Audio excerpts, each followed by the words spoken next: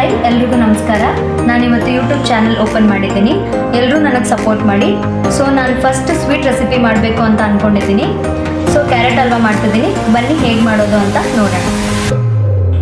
Carrot halwa ಮಾಡೋದಕ್ಕೆ ಬೇಕಾಗಿರೋ ingredients 300 grams carrot ತೊಗೊಂಡಿದ್ದೀನಿ. ಅದನ್ನು ವಾಶ್ ಮಾಡಿ ತುರಿದು ಇಟ್ಕೊಂಡಿದ್ದೀನಿ ನಾನು.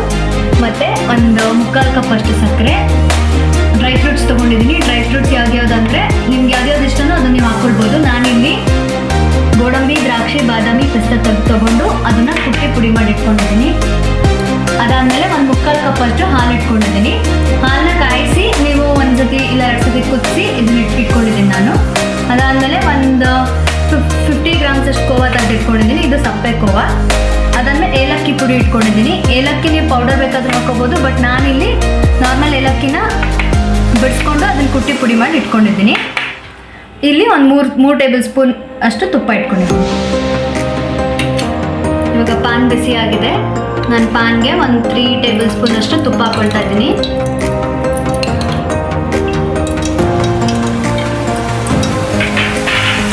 ತುಪ್ಪಕ್ಕೆ ನಾನು ಕಟ್ ಮಾಡ್ಕೊಂಡಿರೋ ಡ್ರೈ ಫ್ರೂಟ್ಸ್ ಹಾಕ್ಕೊಳ್ತಾ ಇದ್ದೀನಿ. ಈ ಡ್ರೈ ಫ್ರೂಟ್ಸ್ನ ಲೈಟಾಗಿ ಗೋಲ್ಡನ್ ಬ್ರೌನ್ ಬರೋ ಅಷ್ಟು ಈ ಥರ ಹುರ್ಕೊಳ್ಬೇಕು. ನಿಮ್ಗೆ ಏನಾದರೂ ತುಪ್ಪ ಶಾರ್ಟೇಜ್ ಅನಿಸ್ತು ಅಂದರೆ ಇನ್ನೊಂದು 2 ಸ್ಪೂನ್ ನೀವು ಹಾಕ್ಕೊಳ್ಬೋದು.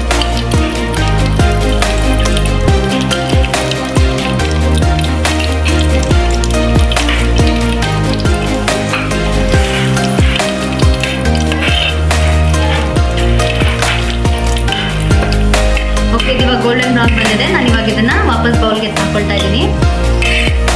ತುಂಬ ಜಾಸ್ತಿ ಹೊತ್ತು ಬಿಡಬೇಡಿ, ಸೀದೋದಂಗೆ ಆಗುತ್ತೆ. ಸೊ ಡ್ರೈ ಫ್ರೂಟ್ಸ್ ಎಲ್ಲ ಎತ್ಕೊಂಡ್ಮೇಲೆ ಇದೇ ಮಿಕ್ಕಿರೋ ತುಪ್ಪಕ್ಕೆ ನಾನೀಗ ತುರಿದಿರೋ ಕ್ಯಾರೆಟ್ನ ಹಾಕ್ಕೊಳ್ತಾ ಇದ್ದೀನಿ.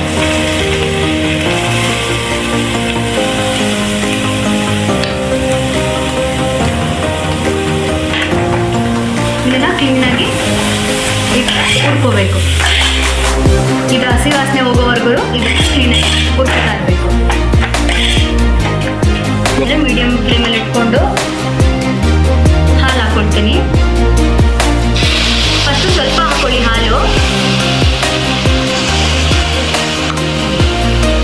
½ ಕಪ್ ಅಷ್ಟು ಹಾಲು ಹಾಕ್ಕೊಂಡು ಇದನ್ನ ಇವಾಗ ಚೆನ್ನಾಗಿ ಥರ ಮಿಕ್ಸ್ ಮಾಡಿಕೊಂಡು ಇದು ಇವಾಗ ಬೇಯಬೇಕು.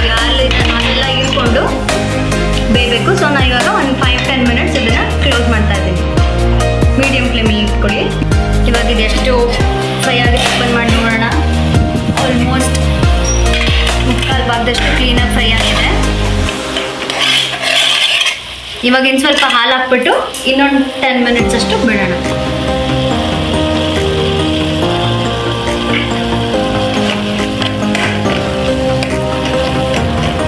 ಇವಾಗ ಇದು ಕುದಿಸುವಾಗಲೇ ನಾನು ಸ್ವಲ್ಪ ಶುಗರ್ ಆ್ಯಡ್ ಮಾಡ್ಕೊಳ್ತೀನಿ ಇದಕ್ಕೆ.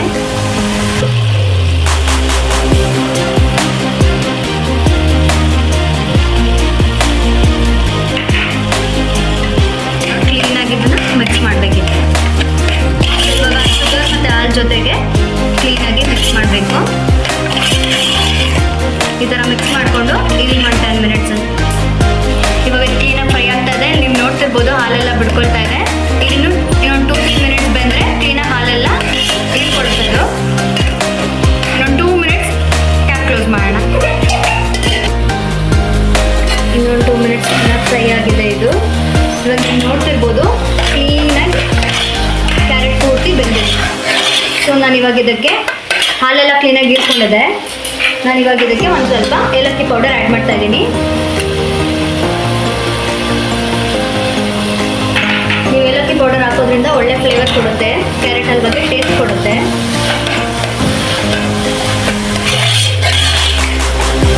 ಇವಾಗ ಚೆನ್ನಾಗಿ ಬಂದಿದೆ. ಏಲಕ್ಕಿ ಪೌಡರ್ದು ಫ್ಲೇವರ್ ಕೂಡ ಚೆನ್ನಾಗಿ ಇಟ್ಕೊಂಡಿದೆ. ನಾನು ಇವಾಗ ಇದಕ್ಕೆ ಕೋವಾ ಆ್ಯಡ್ ಮಾಡ್ತಾ ಇದ್ದೀನಿ. ಒಂದು 3 ಸ್ಪೂನ್ಸ್ ಅಷ್ಟು ಕೋವಾನ ಆ್ಯಡ್ ಮಾಡ್ತಾ ಇದ್ದೀನಿ ನಾನಿಲ್ಲಿ.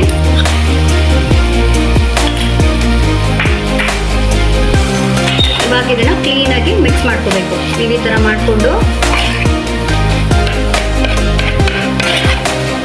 ಕ್ಲೀನಾಗಿ ಮಿಕ್ಸ್ ಮಾಡ್ಕೋಬೇಕು. ಅದು ಕರಗುತ್ತೆ ಕೋವಾ.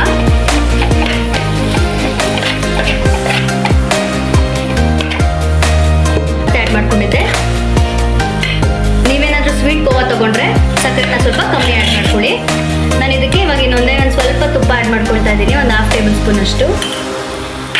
ಹಾಗೆ ಆವಾಗಲೇ ತುಪ್ಪದಲ್ಲಿ ಹುರ್ಕೊಂಡಿರೋ ಗೋಡಂಬಿ ದ್ರಾಕ್ಷಿನ ಹಾಕೊಳ್ತಾ ಇದ್ದೀನಿ.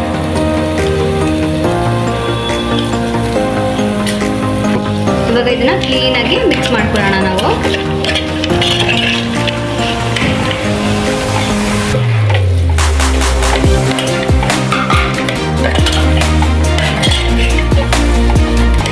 ಸೊ ಕ್ಯಾರೆಟ್ ಹಲ್ವಾ ಇವಾಗ ಪೂರ್ತಿ ರೆಡಿ ಆಗಿದೆ. ನಾವು ಇದನ್ನ ಇವಾಗ ಒಂದು ಬೌಲ್ಗೆ ಹಾಕಿ ಸರ್ವ್ ಮಾಡೋಣ.